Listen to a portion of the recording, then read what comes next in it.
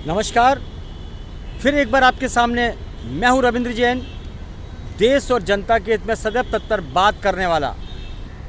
दोस्तों, मेरे देशवासियों, आप नेताओं की चंगुल से कैसे मुक्त होंगे, ये छोटी छोटी टिप्स मैं आपको देता हूं, क्योंकि आपकी वजह से इन नेताओं के दिमाग के स्क्रूज जो है ढीले हो चुके हैं, वो बहरा गए हैं। सत्ता पर आते ही उनको नशा आ जाता है कि जैसे देश उन्होंने खरीद लिया हो, और फिर मनमानी करते हैं। इनके फंटर और ये मिलके गुंडागर्दी करते हैं, देश को लूटते हैं।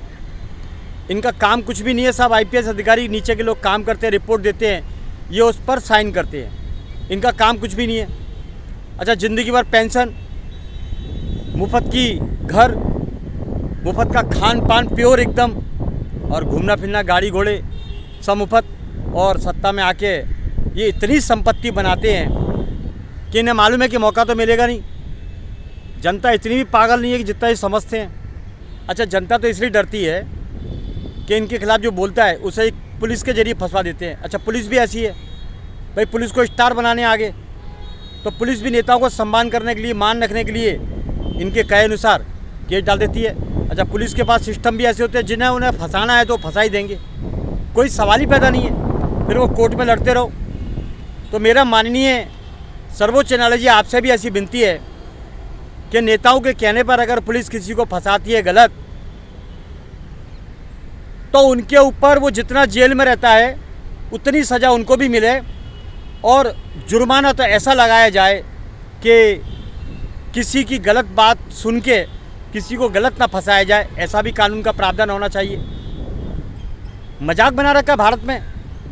नेता सत्ता पे बैठ गया, शासन प्रशासन मिलके जनता को हैरान करते हैं और बातें करते हैं हम जनता की सेवा करेंगे।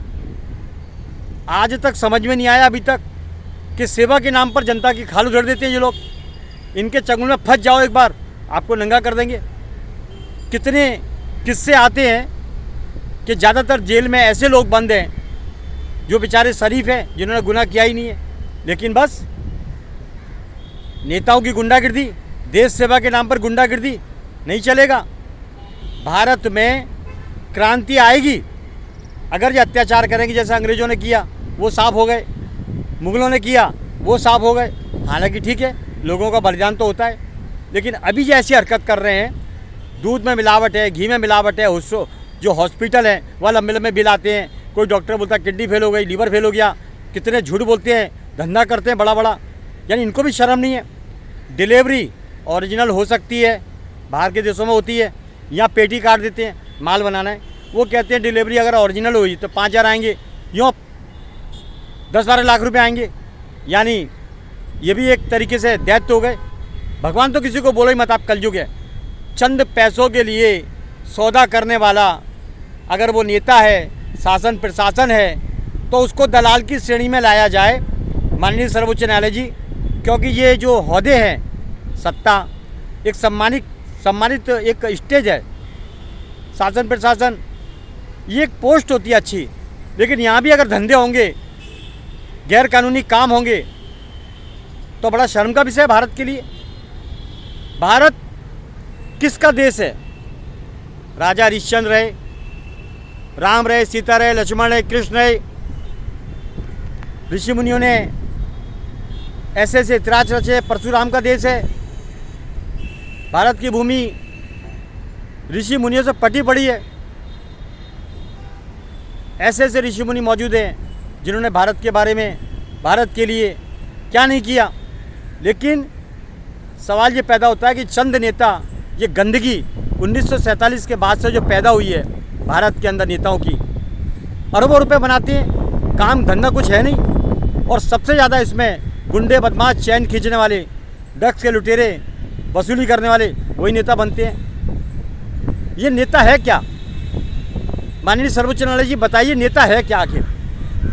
पढ़ा लिखे व्यक्ति से डिग्री मांगी जाती है, बहुत सारे उसको टेस्ट एग्ज़ाम देने पड़ते हैं, फिर भी उसको नौकरी नहीं मिलती। और ये उठाए गिरे चवनी छाप गुंडागिर्दी करते हैं, वसूली करते हैं, इनके फंटर और ये, तो उनको अच्छी पोस्ट मिल जाती है। तो पोस्ट का क्या लेना देना? काय की पोस्ट? क्या है ये पोस्ट? माननीय, इस पर संज्ञान लिया जाना चाहिए कि नेता सेवक है, नौकर है देश का, या ये सत्ता का धंधा करता है या माफिया है? अरे कुछ बताइए तो सही आप कि नेता का मतलब है क्या? नेता का मतलब क्या है? देश चलाने आया है ये नेता या माफिया है, लूटने आया है? समझ में नहीं आता। आप फ़र्क बताइए, नेता माफिया है या देश का रक्षक है? आपको बताना पड़ेगा। और एक बात और है माननीय सर्वोच्च न्यायालय जी, आपके कान में डालना ज़रूरी है। मैं बम्बई की बेस्ट बसों में ढूंढता हूँ, चलता हूँ, घूमता हूँ। 5 रुपये का टिकट है। मेरे पास इतना पैसा नहीं नेताओं की तरह लूट का कि गाड़ियों में घूमे, बड़ी बड़ी गाड़ियों में घूमे, हराम का खाने को मिले। वो मेरा काम नहीं है। मैं देशभक्त इंसान हूँ, देश की और जनता के बारे में सोचता हूँ। हमारे खानदान में लूटपाट नहीं है जैसे नेता करते हैं आज के। माननीय BST की बसों में इतनी भीड़ भरती है और बस वाले भी भीड़ को भर लेते हैं, जानवर समझते हैं। ट्रेनों में इतनी भीड़ कुछ पूछो मत। लोकल ट्रेनों में लोगों को जगह नहीं है। एक कानून बनाया जाए, भीड़ में बस में इतनी भीड़ ना हो, उसके लिए कंडक्टर को, ड्राइवर को साफ निर्देश दिए जाएं कि ज़्यादा भीड़ का बस में ना भरे। लोगों को तकलीफ हो सकती है, बहुत तकलीफ होती है लोगों को। जानवरों की तरह भीड़ में भर दिया जाता है हमको। कई बार मैंने देखा है, मैं खुद भी महसूस किया, पिच जाता हूँ मैं, आम की तरह निचोड़ जाता हूँ। तो नेताओं को बसों में जाना चाहिए, नेताओं को ट्रेन में धक्के खाने चाहिए, नेताओं को आम जनता की तरह चलना पड़ेगा, वरना जनता समझती है एक लिमिट के ऊपर आपका अत्याचार सहन करेगी। हम गलती करें तो नोटिस आ जाता है, टैक्स नहीं भरा तो नोटिस आ गया, बैंक में लेट हो गए तो पेनल्टी मार दी। ये नेता गुंडागर्दी करते रहें, कुछ भी बोलते रहें, कुछ भी कानून पास करते रहें, कानून के खिलाफ काम करते रहें, इन्हें कुछ नहीं होता है, कुछ नहीं कर सकते इनके खिलाफ। अगर हम कुछ करेंगे तो कोर्ट में तारीखें मिलेगी, भर भर के तारीखें मिलेगी। ये गुंडे हैं, गुंडों को भेज कर मरवा देंगे, फंसवा देंगे। तो निर्णय तो लेना पड़ेगा, आखिर नेता शब्द क्या है? ये माफिया है, टेररिज्म है, या देश को चलाने वाला कोई सेवक है? और अगर सेवक है तो उसका प्रमाण पत्र होना चाहिए, जैसे आम आदमियों से मांगा जाता है।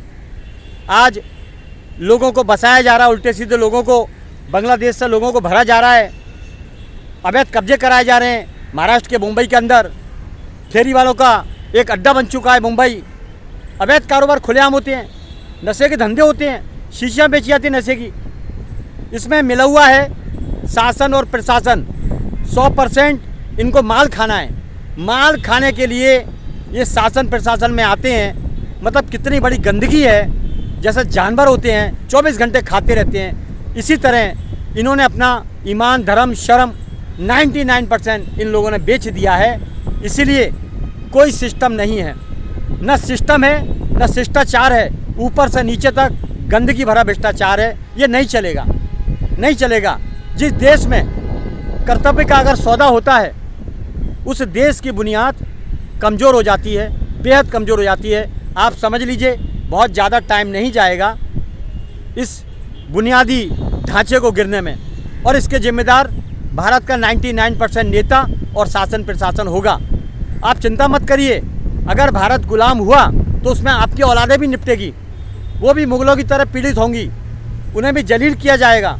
अंग्रेज़ों का शासन था, तब भी मारा गया, कत्लेआम हुआ। आप चिंता मत करो, आपके कारनामे, आपका बीज बोया हुआ आपको भी काटना पड़ेगा, आपकी औलादों को भी काटना पड़ेगा। मैं हूँ जनहित में रविंद्र जैन, देश और जनता के हित में सदैव तत्पर बात करने वाला। जय हिंद।